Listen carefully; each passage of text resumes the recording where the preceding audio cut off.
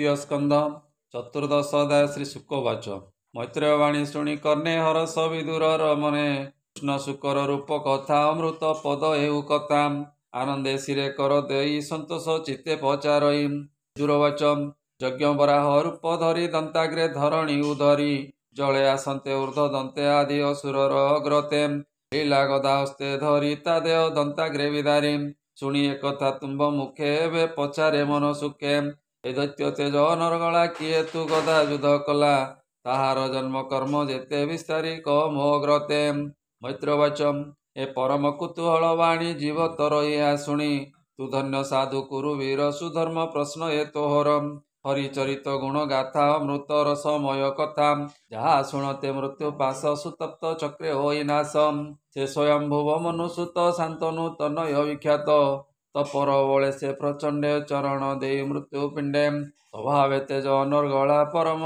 पदे से पशिला तु एबे पचारिलु मते शुण विदुर एक चिते प्रस्ताव इतिहास वाणी देवंक सभा मध्ये शुणी जनाई एथिर कारण कहबी एक चिते शुण दक्ष दुईतादिति नामा कश्यप ऋषिंकर मामा से एक दिने यज्ञशाले एके पशिला संध्या काले बसिला निज पति पासे कामे जड़ित रति आसे से महामुनि ताहा परे मंत्र आहुति देवाटारे यज्ञ पुरुष प्रीति अर्थे अस्त अचल सूर्यगते निबिड़ संध्या आगमने मिलिला स्वामी सन्निधाने कर पल्लव शिरे देई कहे कश्यप मुख चाहि तिरुवाच भनाथ शुण तप धन कंदर्प ज्ञानी सरासन अनंग बाणे मोर मन तो दही शुण सावधान कदली बने जेने गज दंते विदारे अति तेज मो पिता दक्ष प्रजापति जार सहिते तार मति आंबर गर्भे पुत्र जेते धर्म पाଳିवे से जगते एकथा मने विचारिला जानते आंब को पचारिला सन्मति देखिला आंबर तेणु बरिला तोते वर आंबे जे भग्नि तोर पासे तुम्बर चरण विश्वासे आंबर शील रूप गुण तुम्बे तो प्रत्यक्ष प्रमाण बनाथ नळीन बदन एवे तु कर मो वचन मोर संगते कर रति सौभगे हेउ मोर शांति एमत शुणिन वचन कश्यप ऋषि दुख मन संध्या काले मोर पासे तु जे मिलिलु रति आसे जे धर्म प्रमाणे तोहर अन्यथा के करू तार एणु तोहर प्रिय जेते करिवि तोहर आयते सार व्यवहारटी ए धर्म कर्मे रहे गृही सर्व आश्रय मध्ये सार पुत्र कलत्र धन घरम एणु मोहर चित्त रसे बोईत जेने जले बासे आंबर अंग मध्य नारी अन्यथा केवा करिपारी तार तहि गृह कार देई निरते शांति करम जार आश्रे प्राणी थाई इंद्रिय चित्त को जिणई एकथा के करिवान जहा संचिले भगवान वे उदर आत्मा मने शुभे नरम चरणे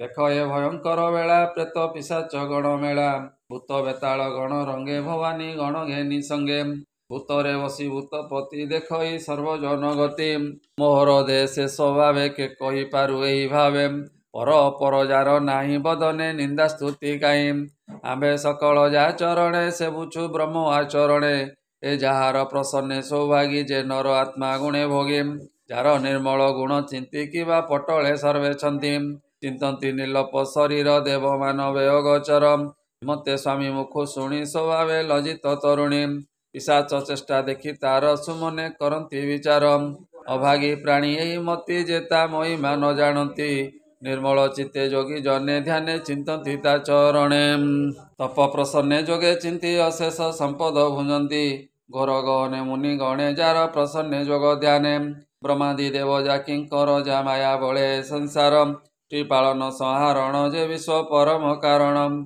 सास चेष्टा तार देखी साधव जने हंती दुखी चरित विडम्बन तार देव मानवे अगोचर एमते स्वामी मुख शुणी स्वभावे उन्मत्त तरुणी मदन बाणे बोल चित्त बेगे धइला स्वामी हस्त वस्त्र आकर्षी बाम करे कटाक्षे चाहे रोसवरे वृषली प्राय लज्जा छाड़ी रमण रसे चिते बड़ी पत्नी निर्बंध मुनि देखी धर्म विषय मनोपेक्षी एबळे फैला तार अंग आकर्षे शोकाम अनंग निरमण संग करी तक्षणे आचमन करी कर चरण धोई जले मौने बसिले निश्चले गायत्री मंत्र प्रणिधान करी चिंतिले ब्रह्मधाम तक्षणे दीति उठी बेगे वस्त्र आच्छादी सर्व अंगे तलज्जे अधमुख ई कहे कश्यप मुख चाहि ऋतुर्वाच ए गर्भ होइब मोहर स्वभावे महाभयंकर प्राणिक तेजसे हरिव दुर्बुद्धि पणे दुष्ट भाव ଅବଜ୍ଞା କରି ନିଜ ପତି ମୁଁ ଯେ ଆଚରିଲି ଅନୀତି।